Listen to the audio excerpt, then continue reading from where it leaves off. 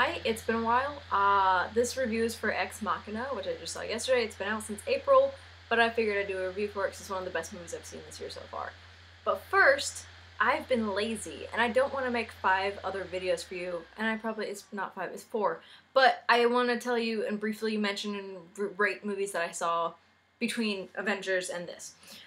First off is Hot Pursuit. Actually not that terrible, worth a rental. It is kind of cheesy and ridiculous, but it's interesting, it's fun, and I forget how much I love Reese Witherspoon. So I'd give that about a solid 3, 2.5, 3 out of 5, 6, easy, 5, 6 out of 10. Pitch Perfect 2. Unfortunately, a very studio-backed movie. The jokes fell flat. It was not nearly as good as the first one. It relied way too heavily on Fat Amy. It just really fell flat. It wasn't as good. 6 out of 10. 3 out of 5. It's very boring. Not as nearly as good as the first one. Oh, I just saw Tomorrowland. I think that's the only... No, Mad Max! Oh, Mad Max. Holy fuck, yes. That's my review. 9 out of 10. 4.5 out of 5. And now, we go to Tomorrowland, which I just got out of. Interesting, but overlong. Kind of convoluted. CGI was kind of shitty, given how big the budget was. And, I mean, it had potential, but it just kind of dragged on, and I got a little bored halfway through. But even then, I'd give it a 6.5 out of 10, or a 3 out of 5. It's decent. It's not terrible, but rent it. Don't go see it. Okay, now Ex Machina, which I just saw yesterday. I'm gonna do, oh, I can't even, it's so good. It's so fucking good, you guys. Let's start off with the basic plot. Ex Machina is directed and written by Alex Garland, the man who brought us 28 Days Later, and Sunshine, as well as several others I can't name right now, but I love him. Ex Machina is about a young worker named Caleb, who's played by, I think you pronounce it Domhnall Gleeson, Jack Gleeson's son. He works at what basically is Google. It's called Blue Book, and he finds out one day that he won first prize in a competition. Now, first prize is going to a secluded compound in which the CEO / creator of Blue Book lives secludedly, like he's kind of a shut-in. He's played brilliantly by Oscar Isaac. Now, he brings him there under the pretense of, like, you need to sign this, but we're going to create the future, basically. And he's like, okay.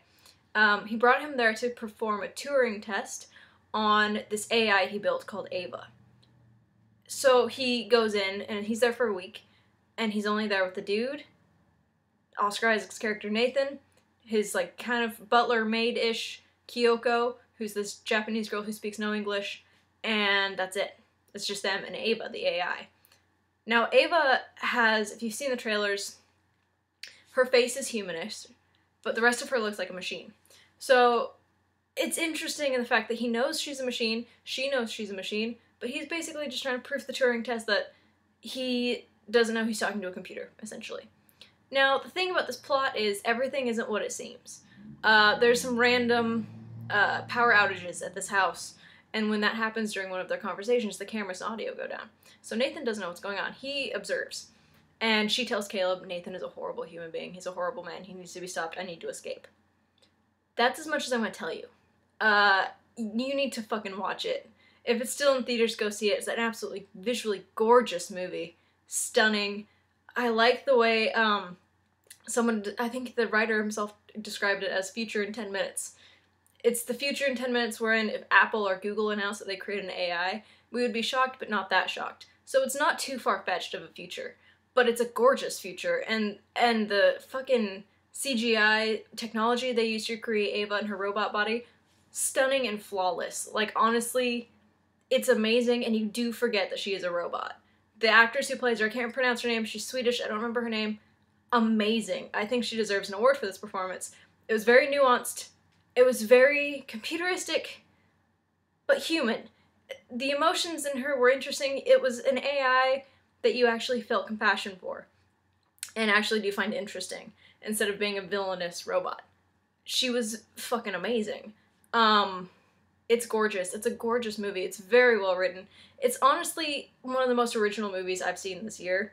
Not saying it's 100% original, but it's really, really good. And it's really small. It feels almost indie, but not. I would love to see it pick up. Sorry, I got a text. I would love to see it get picked up for Oscars for Best Original Screenplay. Hell, even Best Acting, even though it's very unlikely. but go see Ex Machina. It comes out on DVD and Blu-ray July 19th. I love it so much, you guys. It's so good. It's definitely in my top 10 movies. Hell, so far of the year, it's in my top 5 movies, maybe even top 3 movies of the year so far. I plan on definitely watching it more and more times. It's a gorgeous sci-fi film, and if you're looking for something like that, please go see it. It's super good. So Ex Machina, for me, obviously gets like a 9, 9.5 out of 10, 4.5 out of 5. There are minor flaws, but for the most part, I loved it. I was mesmerized and quickly caught into the storyline. There was not a dull moment. I thought it was fascinating. I thought the acting from everybody was amazing. Some of the plot, I guess if they're plot twists, I don't know, kind of a little, some of them I kind of figured out, but then some of them were just like very well played and very good. So go see Ex Machina. I don't know what the next movie I'm going to see. Probably Jurassic World. And I'll do a review for that for sure, because I'm super stoked about that. But thanks for watching. Comment, rate, subscribe. Yeah, Ex Machina is beautiful. Thanks, guys. Bye.